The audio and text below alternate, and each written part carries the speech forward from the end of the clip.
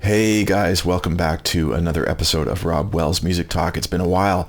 I had some health complications this year. I had Bell's palsy for a couple of months. We had COVID. My computer blew up. That's not really a health issue, but it felt like one when it happened. But anyways, I'm glad to be back and glad to be here for another episode.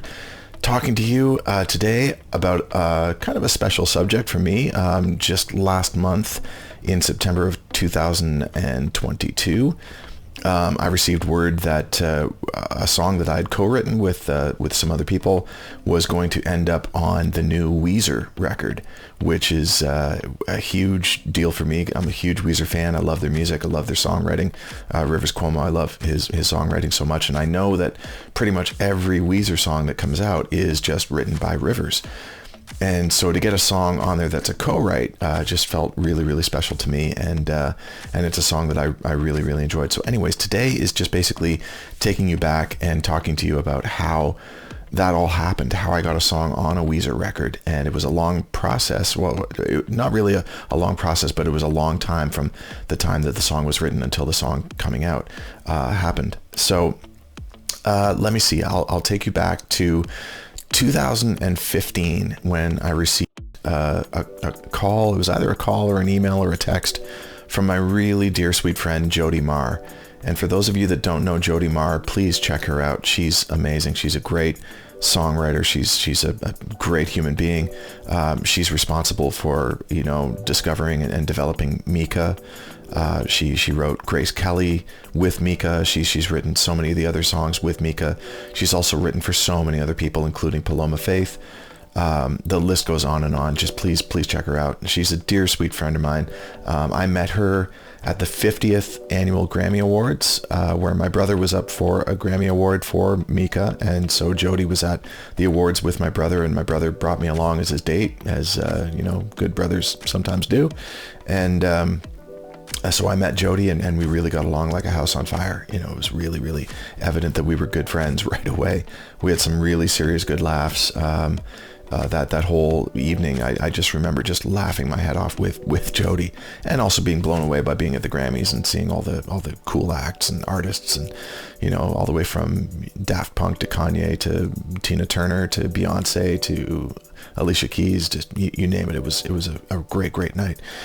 So Jody and I became really good friends, and we also became co-writers on a lot of songs. I would go down to Florida all the time, where Jody lived at the time, and we would co-write with lots of artists. We just really formed a really, really good bond. So in 2015, I got a message from Jody saying Desmond Child is running a songwriting camp in Nashville for an artist named Anthony Della Torre. Would you like to come down and be a part of this camp? And I'm like, are you friggin' kidding me? That sounds amazing. First of all, it's Jody Marr asking me to come down for a camp. I'm not going to say no to that. And then secondly, it's Desmond Child.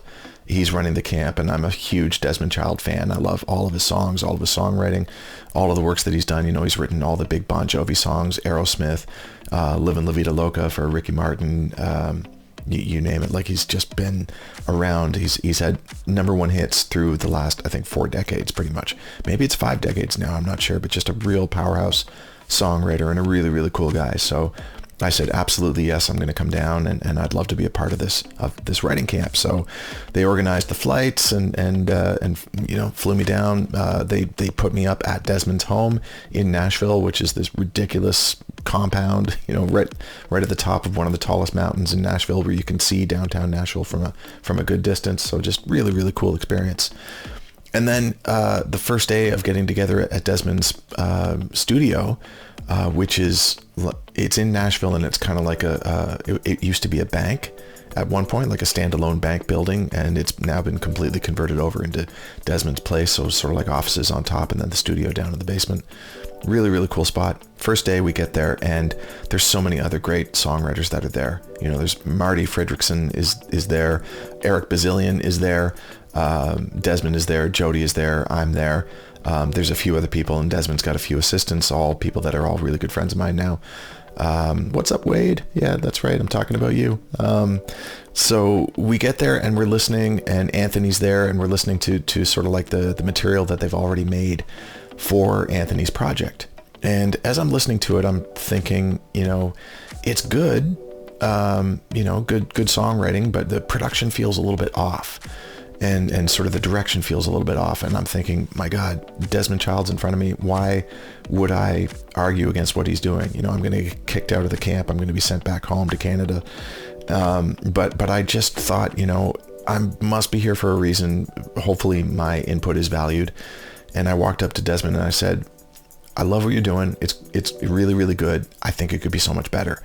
And earlier that year, I had been turned on to the song, My Songs Know What You Did in the Dark by Fall Out Boy. And I just loved that song. And I thought, wow, for what Anthony's doing with Desmond, I think that this could really go in that direction. So I walked up to Desmond and said, just check out this song and see the direction and see if it's something that maybe we could point Anthony in that direction. And I played it for him, and I'm sweating buckets, like just, thinking I'm going to get kicked out. And halfway through the song, Desmond was like, holy crap, this is great. This is a really, really good direction for Anthony, and maybe we should just, start reinventing the wheel a little bit. So, good, happy that panned out that way, because it could have gone the other way for sure. So we just started writing with that direction in mind, and I was there for a week.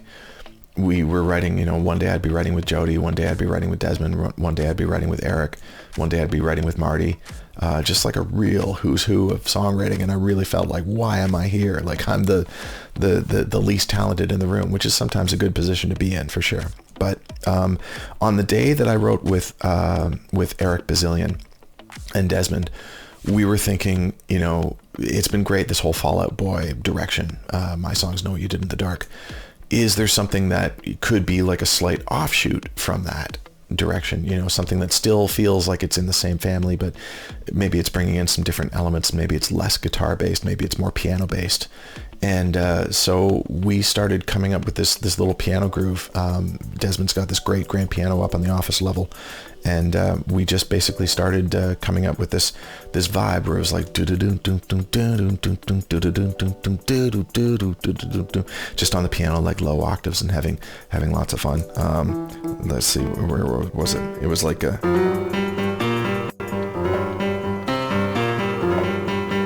But of course it was an octave down, so it was like... And we just started having fun with that and just bringing in big, virtual drums, just keeping everything sort of like really, really, really big.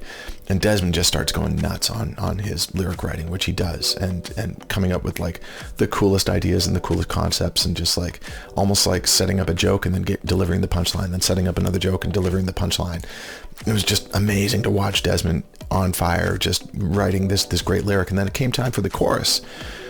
And right around that time as well, I was being inspired by that one song that goes, I wanna know now, do you love me again? I just loved that song too, and I just thought, what if we started like coming up with some sort of like vibe like that? So we already had that bass line going, and then I came up with the chorus, which was like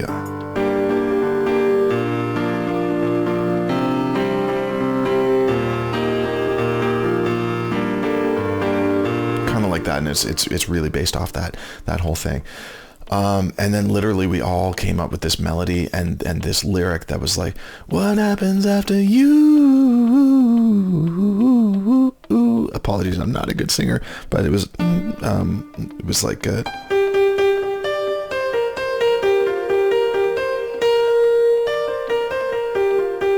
anyways, the day was so much fun. We were having a real blast. Eric's amazing. He's such a multi-talented musician and songwriter. Eric wrote What If God Was One of Us. If you guys don't know that song, please check it out. It's an amazing song. A worldwide song, a worldwide smash. Really, really great. So the three of us just had a blast, and then Anthony came in and loved what we were doing. He loved the direction. He loved the song. And we started putting together the demo, getting Anthony to sing the demo at the end of it, and we all just loved it. So this was the course over the whole week, this little songwriting camp that Desmond had organized, where we'd just be, getting together with a couple different people every day, and writing a song for this Anthony Dellatore project. So the week was over. I flew back to Canada and worked a little bit on production, made it a little bit better, made the demos just really, really rock, and sent them back down to Desmond. And as it happens in many different situations in the music business, you can work with an artist, you can work on a project, and you can put your whole heart and soul into that, and nothing will end up happening with that project. As hard as you try, as much as you throw at that project and really try to make it as great as possible and put them in front of the right people at record labels and everything else, is just, sometimes it happens actually more than the opposite. It happens all the time where artists that we work on, that we develop, that we write a whole bunch of songs for, that they never see the light of day. And that's an unfortunate thing about the music business, but it's part of it, right? It's really a difficult thing to get an artist out there, to get it to really connect, to have a single that goes to radio that really blows the artist open worldwide. That's a really, really difficult thing. It's much, much harder than you could possibly imagine. So unfortunately, that was the case with Anthony. Anthony's so talented. He's a really good looking guy. And just like, I thought for sure this is like a no-brainer, but it just didn't happen at that time. Maybe it'll happen down the road for Anthony. I don't know. But I know Anthony went on to act in the 4th movie of the Pirates of the Caribbean series. So he's like multi-talented. He's got a super bright future ahead of him. So that was 2015. And I've literally thought for the last 7 years, it's 2022 right now that I'm making this video. I thought for the last 7 years, well, that's it. That's it for those songs. I don't know if they're ever going to see the light of day with Anthony or with another artist or whatever. And, I've got a list of songs. I've got thousands of songs in my catalog, and probably there's about a quarter of them that have been recorded and released. That's just the way it is in the music biz, for sure. A lot of your songs just don't end up getting cut. But fast forward now to 2022, and September, I receive a phone call from Desmond. And it's always great to get a call from Desmond. You never know what's going to be said on the other end of that line. But he said, "Call me back. I got some great news." And when he called me, I couldn't have been any busier. It was so difficult for me to get back to him. I was just like, "Can you just text me?" And he's like, "No, I want to tell you, straight voice to voice, over the phone. I want to hear your reaction," basically. So it was days later, and Desmond, poor guy, man, he kept writing me. He was like, "Dude, are you ever going to call me?" So finally, days later, I called him back, and he said, "You're not going to believe this, but Rivers Cuomo asked me for a whole bunch of songs that maybe I could use for some of the Weezer records, or he was thinking about doing a solo record as well. Can you send me a whole bunch of songs, a whole bunch of different things that I could listen to, and maybe I could record some of them, see if they work." And Desmond sent a whole folder of things, and I think the one that stuck the most was this song that we wrote for Anthony called "What Happens After You." And Rivers loved it. He loved the chorus so much. But here's what he did. He took the whole song and thought, the chorus is really, really strong, but the rest of the song doesn't really speak to me. Like, it doesn't make me feel like it's my story. So he went back and he reworked the entire verse and pre-chorus for both sections. The first verse, first pre-chorus, second verse, second pre-chorus, and then added sort of like a post-chorus on there. And this is so cool. Desmond then sent me the really, really rough demo of what Rivers had made. And, it took me a little while to sort of get used to it, because I was so used to hearing the other version of the song with our verses and our pre-choruses. So finally I got used to it and really, started loving it. And Desmond said, "Well, guess what? This is going to get released in a couple of weeks' time." And I just freaked out. I thought, this is so cool. This is amazing. And that was it. That was all that I heard.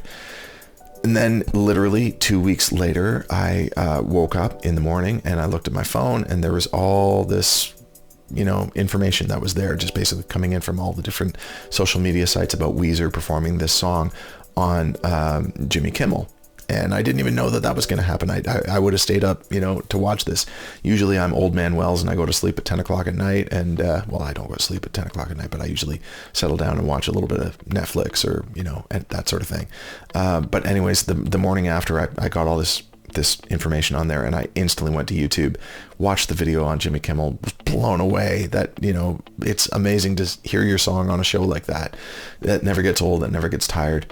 And then the album was released on that same day, and it's the lead single. It's not just, that it's going to be on this album. It's now the lead single off this album, called Seasons Autumn. SZNS, I think is what it is. Seasons, yeah, I think that's how it's spelled. Seasons Autumn. And the whole album is really, really good. Really, really good. But I couldn't be more thrilled to have a song on a Weezer record. It's just, it's a dream come true. It's another thing that I can add to my discography that is really cool. It's got some good weight to it. And yeah, just so happy. I hope that at some point Weezer comes through town into Toronto and plays, so that we can go down and see the show. It would be really, really cool. And it would be great to see it with Desmond and Eric and Anthony. It would be amazing to all be in the crowd and just, celebrate the song that we did. Anyways, the one point that I want to make is just, when you send a song in for a project and you get feedback that it's not right for the project, that the project is not coming out, and even if after they've recorded the song and nothing sees the light of day, don't give up hope. Don't give up hope, because I've had it more times than not that, songs that were originally meant for one particular artist end up going with another artist later on down the road. That happens all the time. As a matter of fact, a really good friend of mine, Mark Jordan, wrote a song called The Rhythm of My Heart. And that song sat on the shelves for like 10 years, nothing happening with it. I know Mark did his own version of it, but eventually after 10 years, Rod Stewart's people came around asking all the publishers, do you have a song that's like this and like this and like this and has this sort of subject matter? And the publisher was like, absolutely, here's this song, The Rhythm of My Heart, go check it out. And Rod loved it, the whole team loved it. It got produced, it got recorded, it got released, and it became Rod's biggest selling single to date. It's just another example of just how songs will eventually find a home, or hopefully they'll find a home. But I've just had that happen so many times in my career, where songs do find a home much long after it was originally recorded for the original project that it was written for. So don't give up hope. Just know that if it's not right for this, that it'll probably be right for someone else. And yeah, that's my main message to you today. And I hope you enjoyed hearing the story behind the song. If you're interested in hearing it, go and check it out on Apple Music or iTunes or Spotify or whatever it is that you listen to. Even go out and buy a physical copy if you want. It's a great, great album. I'm not just saying it because my song's on there, but the other songs that are on there that Rivers wrote and the band recorded are all really, really, really, really good. I love, there's a song on there called Francesca that's just so slamming. It's really, really great. So, yeah, thank you for watching this video. I hope it was useful to you a little bit, and hearing my story, and hopefully it applies to your life and your career and songs that you're hoping to get out there and cut with multiple artists. So yeah, thanks for watching. Until next time, we'll see you later.